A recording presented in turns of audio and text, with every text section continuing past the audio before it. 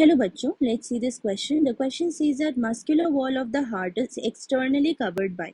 Options are A. epithelium, B. endothelium, C. epicardium and D. epineurium. ठीक है, तो यहाँ पे क्वेश्चन में हमसे पूछ रहा है कि जो हार्ट है, ठीक है, तो हार्ट का एक्सटर्नल कवरिंग कौन बनाता है. ठीक है, तो हम ऑप्शन देख लेते हैं. पहला ऑप्शन क्या है? एपिथीलियम. तो अगर हम बात करें एपिथीलियम की, एपिथीलियम, तो एपिथीलियम क्या है? It is a type of body tissue, body tissue body tissue that covers the internal and external body surfaces. ठीक है, तो जितनी भी सरफेसेस हैं उसका एक्सटर्नल कवरिंग कौन बनाता है? एपिथीलियम बनाता है. ठीक है, तो ये हमारे बॉडी के सरफेसेस की बात है. ठीक है, तो ये हमारा ऑप्शन गलत है, ये हार्ट को एक्सटर्नली कवर नहीं करता. अगर हम बात करें एंडोथीलियम की, तो it is a thin membrane that lines the inside of heart and blood vessels.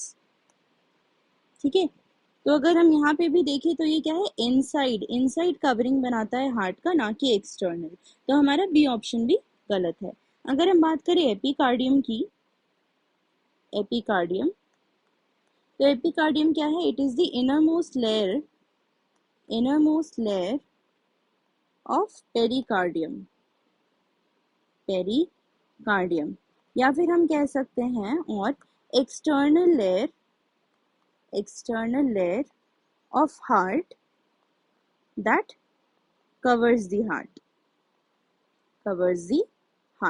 तो ये क्या है? एक्सटर्नल लेयर है that covers the heart, epicardium. तो हमसे क्या पूछा है कि एक्सटर्नली कवर कौन कर रहा है हार्ट को? तो सी है, दैट इज एपिकार्डियम.